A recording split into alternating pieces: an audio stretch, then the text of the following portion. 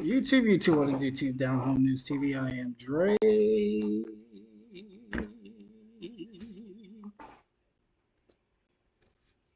Did a little upgrade to my lighting, but I went the cheap route and didn't look too well, so I took it down for you to check out my other videos. But I don't know why I brought that up. Just something wandering around in my head, I guess. But anyway, let's get back to the topic at hand. Got a video from Mr. Thomas Sowell. Now, I'm not too familiar with teachers unions. I'm not too familiar with unions at all, but I know that I know they were derived for good purposes, for better pay, better work environments, and things of that nature. But I'm not too familiar with the subject, so I'm not going to speak too much about it. But here's a video that came across my timeline. The title is Why Teachers Unions Are Worse Than All the Racists in America. It's interesting. I don't know. I haven't seen it yet. I say it's interesting, but that's an interesting title for it to have. But let's check it out. In politics, the goal is not truth, but votes. Absolutely. And why does that matter? Oh, it matters because if you can get people to believe that their problems are all due to racists, you will get their votes. But if you look at a lot of data on different things, you discover that's not the case. It's very doubtful if all the racists in the country today have half the negative effect on blacks as the teachers unions have, because the teachers unions keep the schools lousy in areas where the people who send their kids to school do not have the option to send them to a private school if the schools are bad. You make the point that in Harlem, there are charter schools that rent space in public schools. And there are tests. Well, go ahead. Do you know what I'm referring to? Yes. In fact, there's a school. I thought the way to figure out the difference between the public school and the charter school, the regular public schools and the charter schools, is to compare them in the same when both schools are located in the same buildings. So you have comparability. It's the same group. Same neighborhood, same building. Yeah, so everything. And when you do that, what I found was that the charter school kids in these low-income black neighborhoods passed the math test at a rate more than 6 times as high as that of the public school located in the very same building. And the main difference between the charter school and the public school is the public school is run by the teachers unions. The charter schools do not have unions at all in most cases. One of the most extreme examples was a school that I went to when I was in Harlem. And in that particular school, only 7% of the regular public school kids passed the math test. In the charter school, 100% passed it. They have different levels. Proficient means you've passed, and there's a level above that when you've done more than what is necessary for that. In that particular school, only 2% of the charter school kids scored as low as proficient. The other 98% were in the top bracket above proficient. Good teachers. The next time someone receives an award as an outstanding teacher, take a close look at the reasons given for selecting that particular person. Seldom is it because his or her students did higher quality work in math or spoke better English, or in fact had any tangible accomplishments that were better than those of other students of teachers who did not get an award. A good teacher is not defined as a teacher whose students learn more. A good teacher is someone who exemplifies the prevailing dogmas of the educational establishment. The general public probably thinks of good teachers as people like Marva Collins or Jaime Escalante, whose minority students met and exceeded national standards. But such bottom-line criteria have long since disappeared from most public schools. If your criterion for judging teachers is how much their students learn, then you can end up with a wholly different list of who are the best teachers. Some of the most unimpressive-looking teachers have consistently turned out students who know their subject far better than the students of teachers who cut a more dashing figure in the classroom and receive more lavish praise from their students or attention from the media. My own teaching career began at Douglas College, a small women's college in New Jersey, replacing a retiring professor of economics who was so revered that I made it a point never to say that I was replacing him, which would have been considered sacrilege. But it turned out that his worshipful students were a mass of confusion when it came to economics. It was much the same story at my next teaching post, Howard University in Washington. One of the men in our department was so popular with students that the big problem every semester was to find a room big enough to hold all the students who wanted to enroll in his classes. Meanwhile, another economist in that department was so unpopular that the very mention of his name caused students to roll their eyes or even have an outburst of hostility.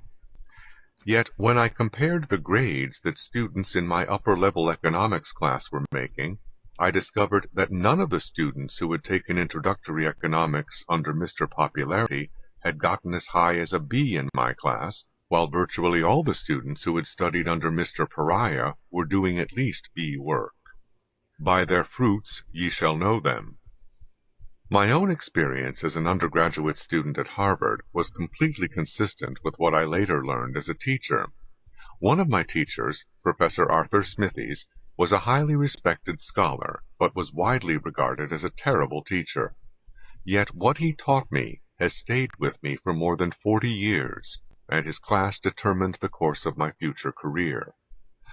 Nobody observing Professor Smithies in class was likely to be impressed by his performance. He sort of drifted into the room, almost as if he had arrived there by accident. During talks, lectures would be too strong a word, he often paused to look out the window and seemingly became fascinated by the traffic in Harvard Square. But Smithies not only taught us particular things, he got us to think, often by questioning us in a way that forced us to follow out the logic of what we were saying to its ultimate conclusion. Often some policy that sounded wonderful if you looked only at the immediate results would turn out to be counterproductive if you followed your own logic beyond stage one. In later years, I would realize that many disastrous policies had been created by thinking no further than stage one. Getting students to think systematically beyond stage one was a lifetime contribution to their understanding. Another lifetime contribution was a reading list that introduced us to the writings of top-notch minds. It takes one to know one, and Smithies had a top-notch mind himself. One of the articles on that reading list, by Professor George Stigler of Columbia University, was so impressive that I went to graduate school at Columbia expressly to study under him. After discovering, upon arrival, that Stigler had just left for the University of Chicago, I decided to go to the University of Chicago the next year and study under him there. Arthur Smithies would never get teaching award by the standards of the education establishment today, but he rates a top award by a much older standard. By their fruits ye shall know them. When you want to help people, you tell them the truth. When you want to help yourself, you tell them what they want to hear. It's sad to think that many teachers today cannot actually teach students how to think because they themselves were not taught to. So even if they wanted to, they cannot. So have we really reached the point of no return? You let me know in the comments below. If you enjoyed it, please give it a thumbs up, subscribe, hit that bell if you're new to the channel. Thank you for watching, and until the next video, stay free. Y'all see these two topics that just popped up? It might be a long evening for me. I might have to do a video on both of them. But going back to the education system, public school system, teachers unions. I have to give kudos to the South, where I'm from, because a couple of the schools were ranked top in the nation. So I say we made a lot of progress and strides when it comes to that factor, but craziest story ever kind of makes me glad that my son isn't going to school in the States, although I would rather have him homeschooled. But things don't always pan out the way you want it to. But long story short, true story by the way. But me, my son, and his mom was at a local fair. For some reason, I don't know why. I guess I have one of those faces people could just come up to me and tell me whatever they feel or whatever's on their mind, but mainly younger kids or whatever, they just, I don't know. But this kid came up to me. I'm not sure. I'm not sure my ex heard the conversation, but I'm pretty sure she did. But the guy told me that I don't know why. Honestly, like it just blows my mind why this kid would come up to me and tell me a story. It's a true story. Comes up to me and said that his teacher, and I'm gonna have to paraphrase a little bit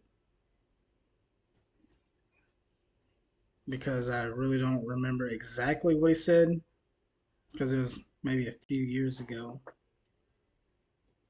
But the kid says, I don't know what the conversation was about. I just know we were standing in a line and this guy was talking about it, or this kid was talking about his teacher. And I believe I said, "What did your teacher say?" Something to that effect. And she said that the world would be better off without men. And I was like, what? That's a teacher teaching our students or teaching the kids, our future generation? A teacher, as a female, obviously, stating that the world would be better off without men.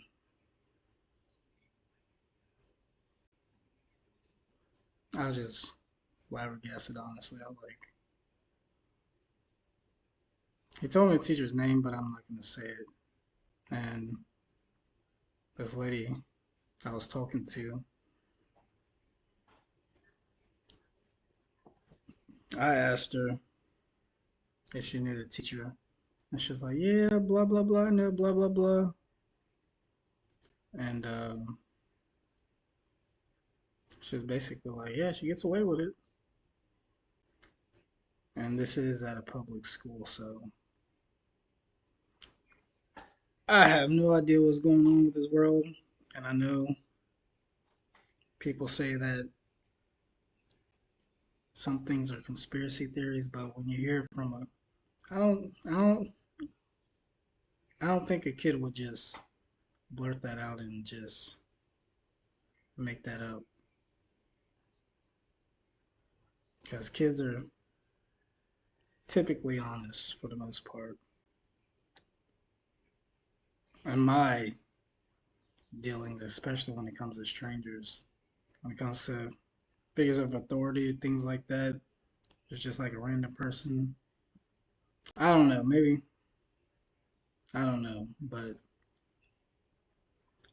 I wouldn't understand why a kid would just come out and say that, especially to a stranger, but it seemed like it was something he was holding in for a while and just wanted to let it out. But yeah,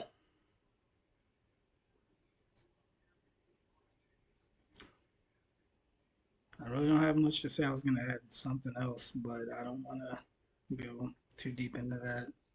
It's kind of late in the evening, but Down Home News TV, I'm Dre.